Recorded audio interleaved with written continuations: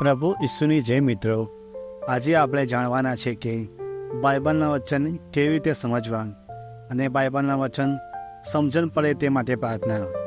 મિત્રો, ઘણા બધા આપણા મિત્રો જે આપણા વિડીયોઝ જુએ છે ખરા, પણ હજુ સુધી આપણી આ યુટ્યુબ ચેનલને સબસ્ક્રાઈબ કરી નથી. તો તેવા તમામ મિત્રોને મારી નમ્ર વિનંતી છે કે અમારી આ યુટ્યુબ ચેનલને સબસ્ક્રાઈબ કરી દે, જેથી કરીને બાઇબલ વિશે જે મહત્ત્વપૂર્ણ માહિતી અમે આપીએ છીએ તે નોટિફિકેશન તમને મળી શકે. આ વિડીયો સારો લાગે તો વિડીયોને લાઇક અને શેર કરવા વિનંતી છે. આજનો વિડીયો આપણે શરૂ કરીએ છીએ. તો મિત્રો, બાઇબલના કેટલાક વચન આપણને સમજણ કેમ નથી પડતા અને તે ખબર કેવી રીતે પડે કે તે શું કહેવા માગે છે, તેની માટે શું કરવું પડે? મિત્રો, હું તમને જેટલું સિમ્પલ રીતે સમજાવી શકાય તે રીતે સમજવાનો પ્રયત્ન કરીશ, અને હું પોતે પણ આ જ રીતે બાઇબલના વચનને સમજું છું. તો સૌથી પહેલાં બાઇબલના વચન આપણને સમજણ કેમ નથી પડતા તેની માટે હું તમને એક બે ઉદાહરણ આપું છું, તે સમજો. ધારો કે કોઈ વ્યક્તિને પોલીસ ઇન્સ્પેક્ટરની જોબ લાગે છે, તો જ્યારે જોબ સ્ટાર્ટ કરશે ત્યારે એ જેવું હશે તેઓને તેવો રહેશે અને પોતાનામાં કોઈ બદલાવ નહીં લાવે તો શું એ સારો પોલીસ ઇન્સ્પેક્ટર બની શકશે ખરો? તો એ ભાઈએ પોલીસના લોકો જેવું વિચારવું પડશે, એમના લોકો જેવું માઇન્ડસેટ બનાવવું પડશે, એ લોકો કેવી રીતે કામ કરે છે તે રીતે તે પદ્ધતિ અપનાવવી પડશે, તે બધી જાણકારી લેવી પડશે. મિત્રો, તમે સમજ્યા હું તમને શું કહેવા માગું છું? આપણે આપણી જાતને બદલવી પડશે, આપણું જે કેરેક્ટર છે તેને બદલવું પડશે. બદલાવ નહીં લાવીએ તો આપણે જે કામ કરવાનું છે તે નહીં કરી શકીએ અને તેને સમજી પણ નહીં શકીએ. તે રીતે ઈશ્વરના શબ્દોને સમજવા માટે પોતાની જાતને બદલવી પડશે, અને આ વાત પોતે પ્રભુ ઈસુ પણ આપણને કહે છે. બાઇબલમાં યોહાનનો ગ્રંથ અધ્યાય 3 ઈસુએ તેને જવાબમાં કહ્યું, હું તને સાચે સાચ કહું છું કે જ્યાં સુધી માણસ નવેસર જન્મ ન લે ત્યાં સુધી તે ઈશ્વરનું રાજ્ય જોવા પામી શકે નહીં. ઈસુએ તેને જવાબ આપ્યો, હું તને સાચે સાચ કહું છું કે પાણી અને પવિત્ર આત્મામાંથી જન્મ ન લે ત્યાં સુધી કોઈ ઈશ્વરના રાજ્યમાં દાખલ થઈ શકે નહીં. પ્રભુ ઈસુએ પોતે કહ્યું છે કે આપણને નવેસરથી જન્મ લેવો પડશે.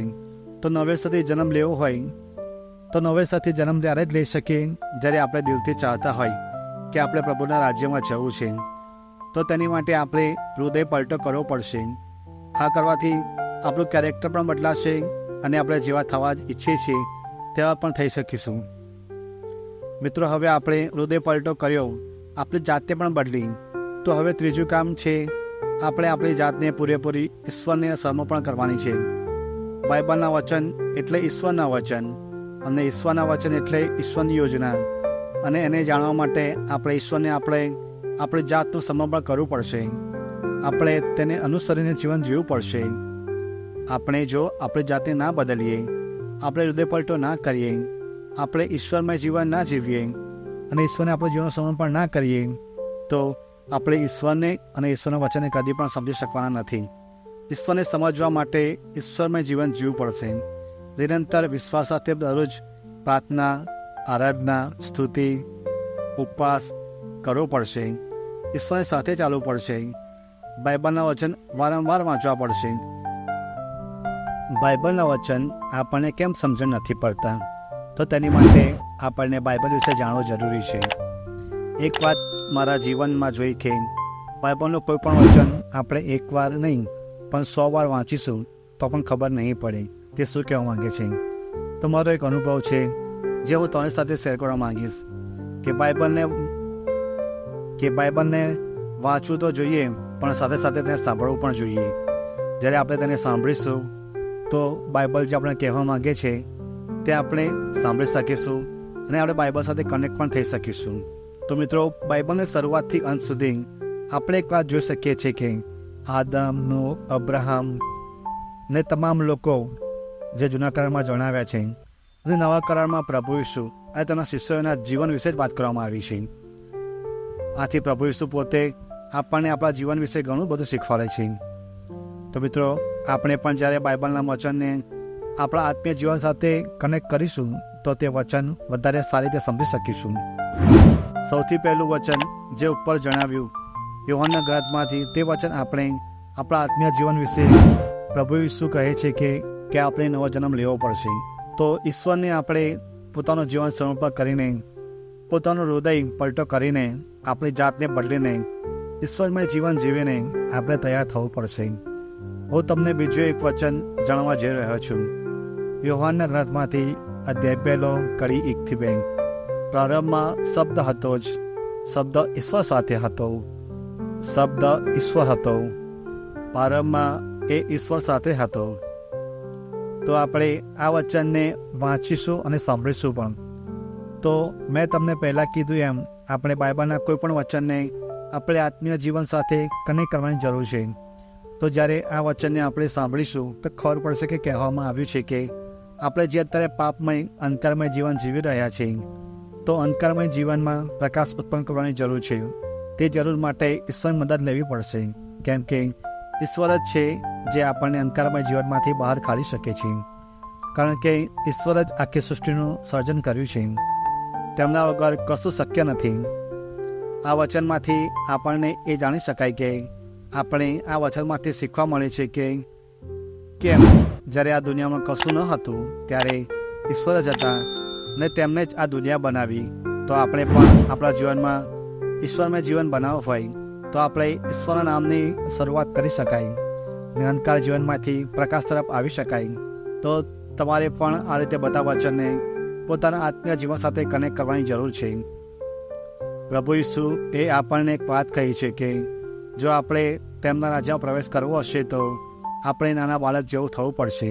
મિત્રો, હું તમને બીજું એક વચન જણાવવા માગું છું કે માથી અધ્યાય 18 કડી 3-5.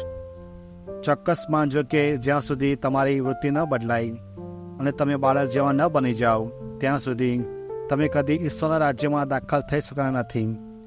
જે કોઈ પોતાની જાતને આ બાળકના જેવી નાની બનાવી દેશે તે જ ઈશ્વરના રાજ્યમાં સૌથી મોટો ગણાશે. જે કોઈ આવો બાળકનું મારા નામે સ્વાગત કરે છે તે મારું જ સ્વાગત કરે છે. જો મિત્રો, પહેલાં વચનને આપણે આત્મીય જીવન સાથે કનેક્ટ કરવાની જરૂર છે ને તમને પહેલાં કીધું કે આપણે આપણા કેરેક્ટરને બદલવું પડશે, પોતાની જાતને બદલવી પડશે. તેમ આ વચન આપણને શીખવાડે છે કે આપણે નાના બાળક જેવું થવું પડશે, જેનામાં કોઈ જાતનું પાપ નથી હોતું. તેનું મન એકદમ સાફ હોય છે. નાનું બાળક હંમેશા ખુશ રહે છે. તેને કોઈ પણ જાતની ચિંતા નથી હોતી. તો તેના જેવું બનવું પડશે. એક સાચો ખ્રિસ્ત વ્યક્તિ હંમેશા પ્રભુ ઈસુના બીજા આગમનની તૈયારી કરે છે. શું તમે તૈયારી કરી રહ્યા છો પ્રભુ ઈસુના બીજા આગમન માટે? તૈયારી ના કરતા હોય તો આપણે બાઇબલને સાંભળવાની જરૂર છે. તો આજથી મિત્રો તમે પણ બાઇબલને વાંચવાની સાથે સાંભળવાનું શરૂ કરી શકો છો. પ્રભુ પરમેશ્વર, પ્રભુ ઈસુ, મા મરિયમ અને પવિત્ર આત્મા આપણને જરૂર મદદ કરશે. આજે આપણે ઘણી વાત શીખવા મળી કે બાઇબલના વચનને સમજવા શું કરવું જોઈએ. તો આપણે આપણા જીવનને ઈશ્વરને સમર્પણ કરવું જોઈએ. આપણે આપણી જાતને નાના બાળક જેવી બનાવવી જોઈએ. આપણી જાતને, આપણા કેરેક્ટરને બદલવું જોઈએ. તેની સાથે સાથે પ્રાર્થના, આરાધના, ઉપવાસ, સ્તુતિ પણ કરવી જોઈએ. તો મિત્રો, એટલા માટે પ્રભુ પરમેશ્વરનો ખૂબ ખૂબ આભાર કે આપણને પવિત્ર બાઇબલ આપ્યું. તેના દ્વારા આપણે તેમના લાયક બની શકીએ છીએ. હું આશા રાખું છું કે તમને આ બાઇબલના પવિત્ર વચનથી ઘણું શીખવા મળ્યું હશે. તો હવે મિત્રો, તમને હું બાઇબલના વચનને સમજવા માટે એક પ્રાર્થના જણાવવા જઈ રહ્યો છું. હે સ્વર્ગીય પિતા, પ્રભુ ઈસુ, મા મરિયમ અને પવિત્ર આત્મા, હું તમારી આગળ નમ્રતાપૂર્વક હાજર છું અને તમે આપેલા પવિત્ર વચનોને સમજવા માટે મદદની પ્રાર્થના કરું છું. તમારો શબ્દ મારા માટે જીવન છે અને હું એને ઉડાણથી સમજીને તેમાંથી અમૂલ્ય શીખ લેવા ઈચ્છું છું. મને તમારા વચનોમાં છુપાયેલી સત્યને સમજવાની બુદ્ધિ, સંવાદ અને દ્રષ્ટિ આપો. હું તમારું માર્ગદર્શન અને પવિત્ર આત્માની ઉપસ્થિતિ માટે પ્રાર્થના કરું છું, જે મારા હૃદય અને મનને તમારા વચનને સ્પષ્ટ રીતે સમજવા મદદ કરે. દરેક શીખને મારા જીવનમાં અમલ કરવા માટે મને શક્તિ આપો, જેથી હું તમારા પ્રેમ, કૃપા અને શાંતિનો અનુભવ કરી શકું. મારા જીવનના દરેક નિર્ણયો અને કાર્યોમાં તમારો શબ્દ મારે માટે પ્રકાશ અને માર્ગદર્શન બને. પ્રભુ, તમારી કૃપા મને મારા રોજિંદા જીવનમાં તમારા શબ્દના માર્ગ પર ચલાવવામાં મદદ કરે. હે સ્વર્ગીય પિતા, પ્રભુ ઈસુ, મા મરિયમ અને પવિત્ર આત્મા, અમૂલ્ય નામમાં અમે પ્રાર્થના કરીએ છીએ. આમીન. અને જો તમને આ વિડીયો સારો લાગ્યો હોય તો તમે બીજા આપણા ભાઈઓ અને બહેનોને પણ શેર કરજો, લાઈક કરજો અને અમારી આ યુટ્યુબ ચેનલને સબસ્ક્રાઈબ પણ કરજો. તમારો આભાર.